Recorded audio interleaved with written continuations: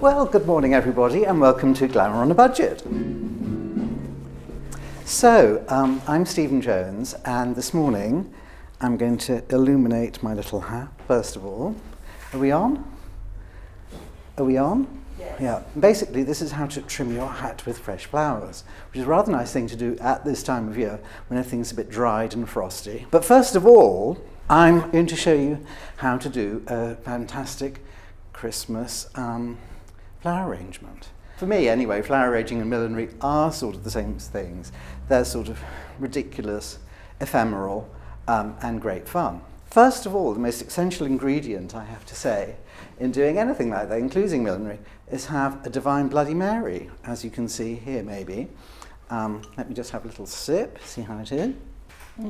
Just the thing for the morning. Very fortunately, the hat that is illustrated here, we actually have here.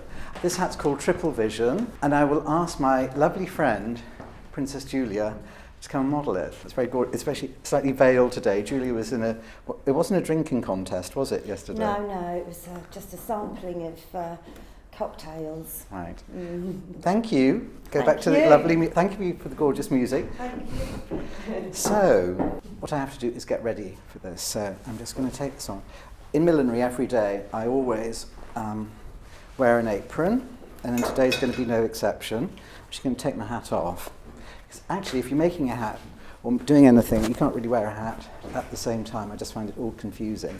This whole demonstration is a little bit based on Blue Peter. I mean, I'm sure for all of you now, I mean, I love this idea that you can make all these different little toys and things out of essentially rubbish. When I was a kid, really that's what influenced me hugely. And Valerie Singleton, in particular, who was this wonderful, wonderful lady, used to make things out of toilet rolls, coat hangers, and yogurt pots. Unfortunately, we tried to get ski yogurts, because in those days, in the early 60s, the reason that the yogurts were called ski, because that sort of evoked Switzerland and glamour. And in those days, yogurt was a very glamorous product. Shocking, isn't it? Those are the things that we're going to be using. Plus some sellotape as well. First of all, I think you probably really have to select what sort of thing you're going to display your flowers in or your arrangement in. And here are a few different things. Of course, I bought some different hat-shaped arrangement. Here's a glass hat from Australia, a lovely Ralph Lauren silver hat, which was a present from Vicky, a little ceramic hat vase, which was from Cornelia, sort of 50s little pail. My dish when I was a baby, and this is what I learnt to eat on. Slightly too efficient, unfortunately. This is a gorgeous Japanese basket. Funnily enough, a couple of years ago, there was a Dior handbag, which was also Japanese and latticed, and this is what they took the pattern from. But I think what I'm going to use today is this, which is almost like a piece of driftwood, and I bought this in the Rose Bowl in California with Janet Jackson. So, and also I have some books here. I mean, books for me are really my vice. You know, it's not really drugs or fast cars or wild women or whatever. It is books. I always buy flower arrangement books on eBay or from my friends in New York. And this is a particularly favourite one. It's called Party Pieces by Julia Clements.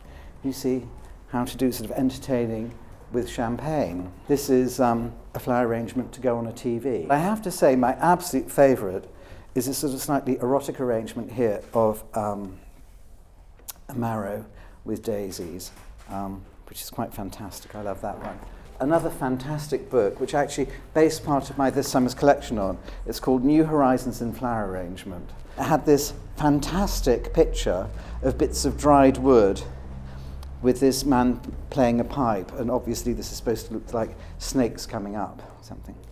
In flower arranging, the one sort of concession to modern convenience, of course, is Oasis. And this is very special Oasis, because it's not the green normal Oasis. This is very deluxe SHOWstudio Oasis. And this is especially for dried flowers. And so it's slightly more substantial than normal green Oasis. First of all, take your Oasis, slice it with a knife, really wedge it in. Take a coat hanger. And coat hanger is really great wire. I mean, we don't really use coat hangers in millinery because we use special sort of copper wire which is covered with a silk thread going all the way around it. But I have to say, coat hangers are really good and do the business. I'm going to make the end almost a bit like a fishing hook, so it's going to like lodge into the oasis. These are very good for stems, but in fact, first of all, what we're going to do is we're going to make flowers. Basically, we're going to cut toilet rolls like this in a spiral. The great thing is, of course, that keeps its curl, so you can do all sorts of sort of wonderful things with it. You could even take that, pierce it again, and then hook that bit through there. Could be something gorgeous like this. And what I'm going to do is I'm just going to spray them with some gold spray to make them look a little bit more festive. If only we had some calm with the wall. You could just go like that. See that gorgeous colour? And then maybe a little bit of copper on the other side, and then just a little bit of silver. So I'm going to cut these fairly finely. It's funny because this sort of roundy shape is almost like a poire flower. So here is our little sort of 50s abstract flower. And then, of course, we need to have some stamens in the centre, and this is why we need a yoghurt pot. So I'll show you both. This is rhubarb yoghurt. Take off the thick part here. Cut a section out. And I'm just going to cut this, and then we'll put this going round like this. I'm going to just do that like that. And then put this here. Okay, and that's what our flower is going to look like. And quite a fantastic thing, and sort of a few more stems. Hook this on here first of all.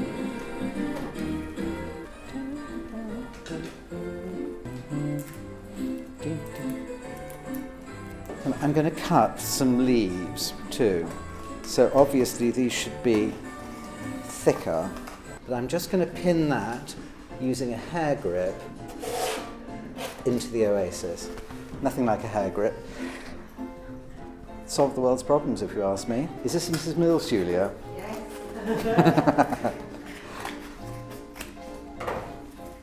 Well, we are in London town, aren't we? Oh, yes.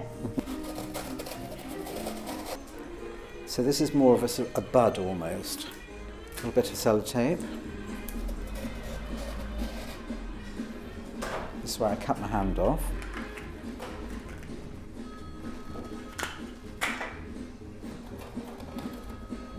These are really quite tough. It's the vacuum metallizing. When, for Dior Haute Couture, I did those incredible Egyptian crowns made from like copper or gold, and the copper one was worn by Leah, I think it was, and Erin wore the gold one. Well, that was vacuum metallizing, which is basically the same technique. Et voila, here we are. So that's it. Now I suggest you go and do that, but of course, first of all, you need to have a Bloody Mary.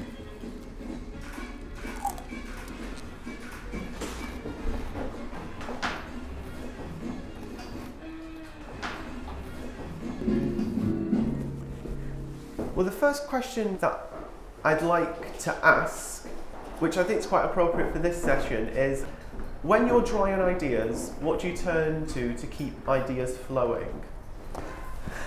I mean, you know, when I'm designing it, mentally I'm taking notes every single second of the day and night. And it never really stops. So, you know, this is inspirational, meeting old friends is inspirational, you know, going to the opera, anything at all. I mean, there's certain things that I do to sort of turn to in particular, which is sort of travel and architecture. You know, like living in a city, you look at a building and there it is, a giant hat. So you'd say architecture especially? Yeah, I think architecture is. Are there any particular examples of buildings as hats that you can think of? Oh yes, I mean lots of them. Say for example, when you look at this, I mean, okay, it's a flower arrangement, but it could be a hat. I mean, it does say Guggenheim, doesn't it? And that's just one of those things. And it can be anything. It can be Buckingham Palace, if you're looking at gold and white. If you're looking at, I don't know, St Pancras, it's extraordinary Gothic. So, you know, I think one of the things about design, especially about millinery design, you have to make those links between the sort of the inspiration and the final result sort of often quite obvious, because that's its charm. Subtlety isn't very good in millinery, where sort of when it hits you sort of right in the middle of your forehead, that's actually quite good. Kind of leaning on from that, someone asks, was it always hats? No, it wasn't always hats. Well, you know, I went to St Martin's to be a fashion designer. I thought. I didn't really know what I wanted to do. But it was hats just by chance, really. But when I first left college, I went over to Paris to try and get a job. As a fashion designer, I didn't take a hat portfolio with me. And so it was slightly sort of cause and effect. I started to make hats for my friends. And then suddenly one day, apart from my mum, I had a paying customer, and that was Steve Strange, and he was my first ever paying customer. And in a way, that's how I started a hat business, because of him. And there was the wonderful thing, which I like to repeat to everybody, that about the beret that you made for Steve Strange and the one for Princess Diana. Yes, yes. And they were actually the same beret, going on at the same time. And that was, you know, Princess Diana as a young married royal, which is somehow topical. Very topical. Mm. Have you been asked to make any hats for the I new? couldn't possibly comment. Even though the Daily Mail tried to. Mm. I'll go for something a little bit more festive. Someone's asking, Stephen, what do you want for Christmas? 2 front teeth. Some time off. It's funny, the older you get, I mean, of course, I could say, you know, what, a crocodile handbag, so, or all sorts of sort of tangible things, but I'm now 53, and the older you become, you realise the most precious possession is time. So somehow to sort of expand the time that I have. So actually my Christmas holidays I really, really adore. Also, it's because January, February, March is the busiest time of the year. You know, we have the pre-collection show on the 10th of January, the haute couture on the 21st of January, and I think the men's is the 19th, and then it's New York 2 weeks afterwards, so that's Lorraine and maybe Mark, and then, you know, blah, blah, blah. So I think I love time for Christmas. But, you know, gold watch wouldn't go amiss either, probably. Flowers, maybe. Anything from the Duchess of Windsor, maybe? Something from the Duchess of Windsor. Well, you know, I've been sort of fairly intimately associated with her all over the summer, because I was working on the film W.E. with Madonna, doing the hats for it. So I really researched the Duchess of Windsor quite in depth. I loved her little horn hat. It just seemed like such a kind of bizarre modern thing for someone to be wearing this little veiled thing with these two horns coming up like that, especially for her. Yeah, I mean she was an extraordinary fashion figure, and she did love extraordinary hats. You know, she was a Schiaparelli client, and she was one of those very few clients. She didn't actually wear the shoe hat, but she had the lamb chop hat, and she had all sorts of different things. Yeah, from Scap. Someone else asked, again on the same sort of subject, what's your favourite thing about Christmas? What's my favourite thing about Christmas? I think it's so funny, being in fashion, our friends tend to move all over the world. So, and being, you know, there's always stories about British fashion designers, you know, supplying the world's great design houses. So all my friends who work in New York, English friends who work in Paris, friends who work in Milan or in Tokyo or even in Germany, they all come back to England at Christmas time. So seeing them and going for, you know, a fantastic drink in an exclusive central London hotel, that's probably the biggest treat, to see old friends. And, you know, also my family too. Someone asks, I saw your exhibition at the MoMu Museum, which is the exhibition in Antwerp. Which is that still ongoing? Yeah, it's still running. It goes, carries on until I think the end of February of next year. But I don't understand about the blocks that inspire you to do hats, is the way that they tell it, but I think they must be talking about the millinery blocks. Blocks. Okay, well, actually, Veronique, can you pass over that poupée, please? And they're just asking if you can say a little bit more about the process of making a hat. Yeah. Okay, so the basic principle of, and Veronique, could you pass me that, say that towel would be perfect. Or even one of those paper bags, great. Thank you. Okay, so I don't need the towel.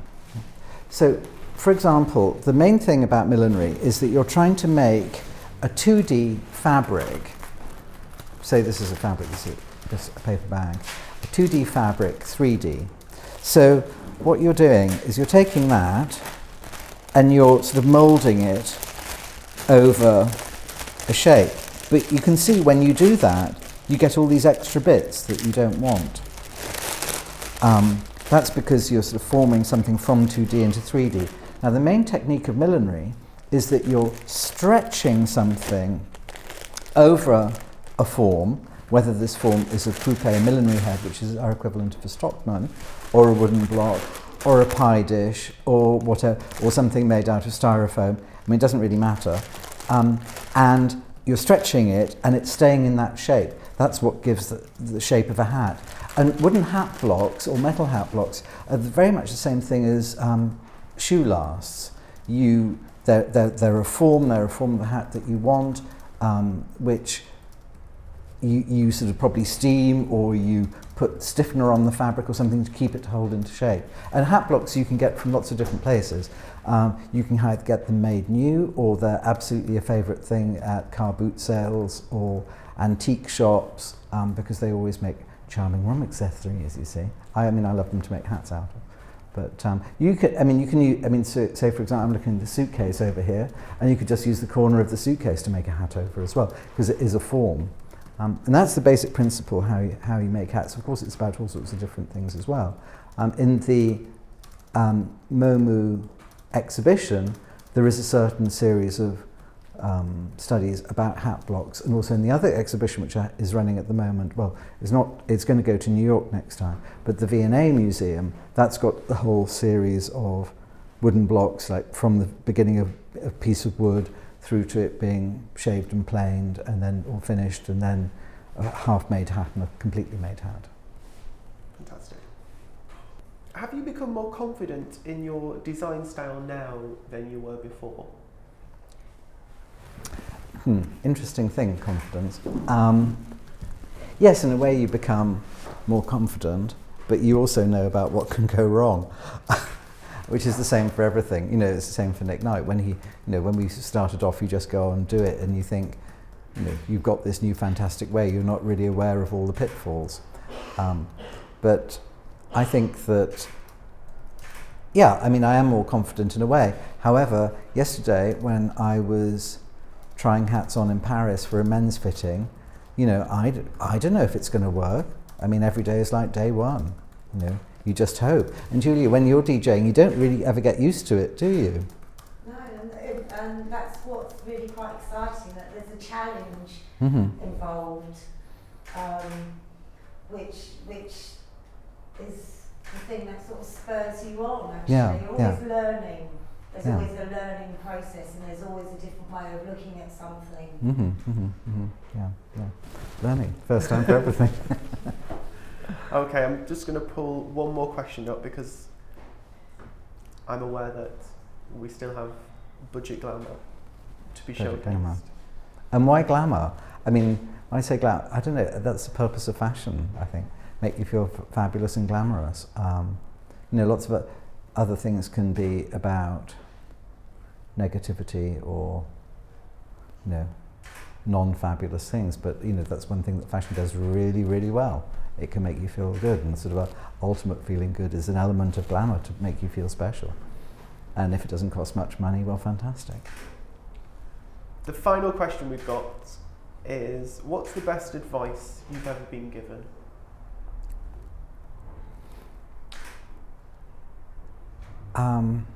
Best advice I've ever been given.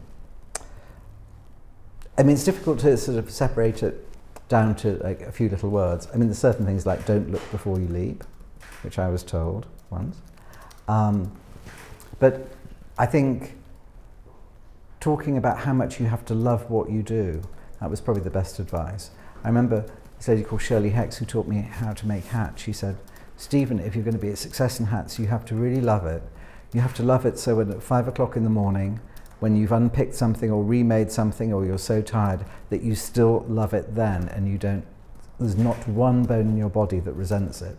And I think that was the thing that I really took to heart. And I've been very lucky that I do still really love it 30 years later. And that was a great piece of advice. And I think also, every designer who I work with gives me advice about how to work or how to design. I think, years and years ago, Ray also taught me about a great surprise thing in fashion. That's Ray Kawakubo. She said, Stephen, I want you to make things that I don't want. I don't want you to make things that I do want, because that's a surprise in it for me. That's the spice in the mixture. Cheers.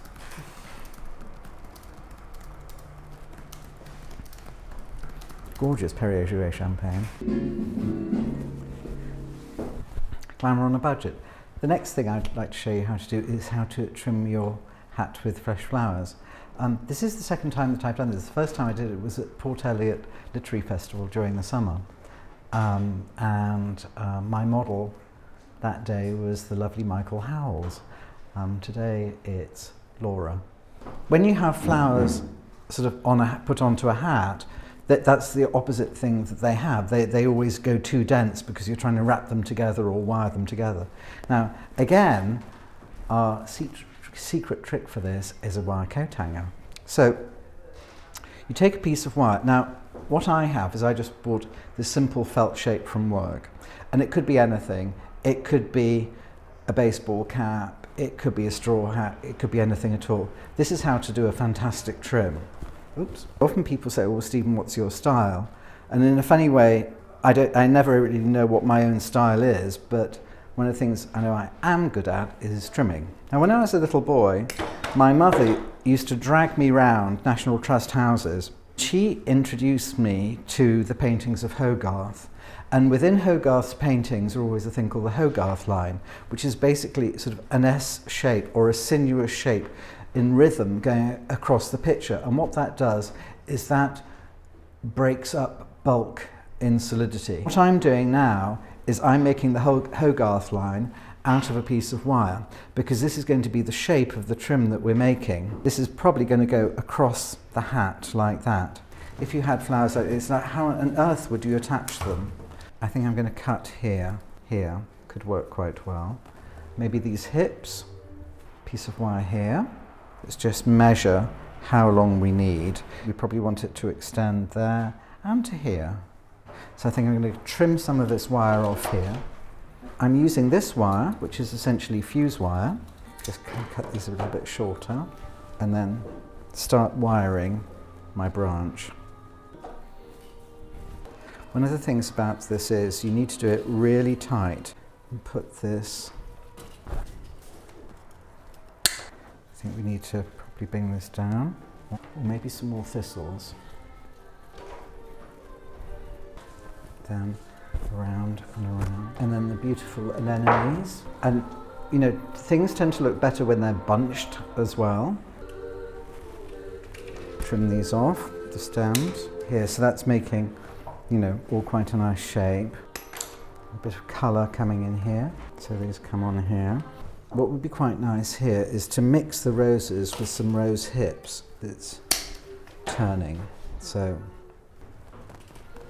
and what I'm going to do is with these now, I'm actually going to prepare them off that. So it's that weaving in between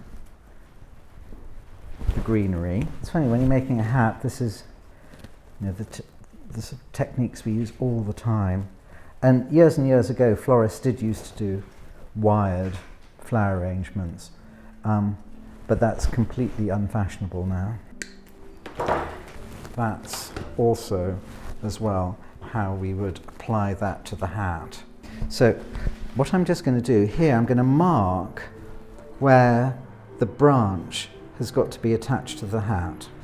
Then what I do with a little bit of wire, I make 2 holes, and here, probably about 1 centimetre apart. And you know, this could be, you could be wiring this thing onto an Alice band if you wanted to.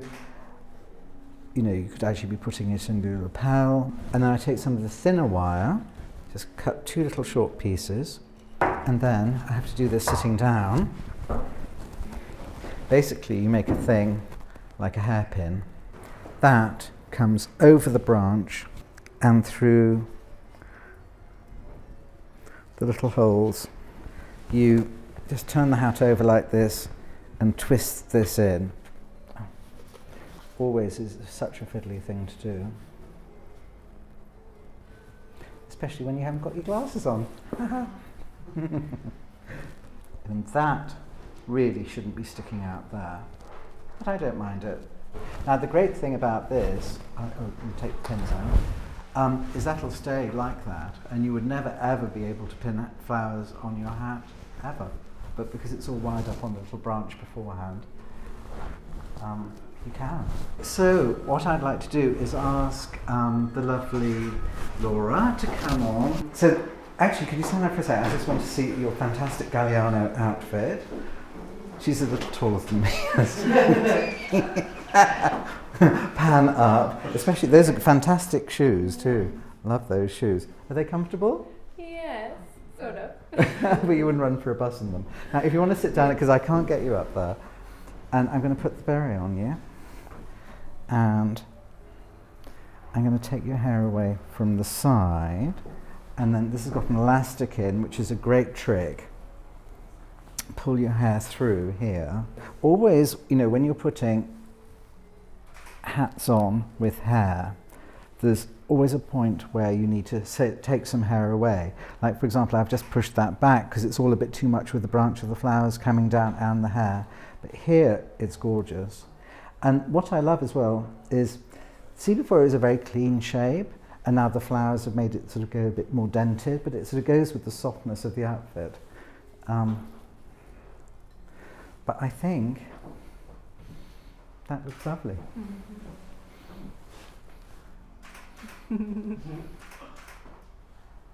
Bye. Bye-bye.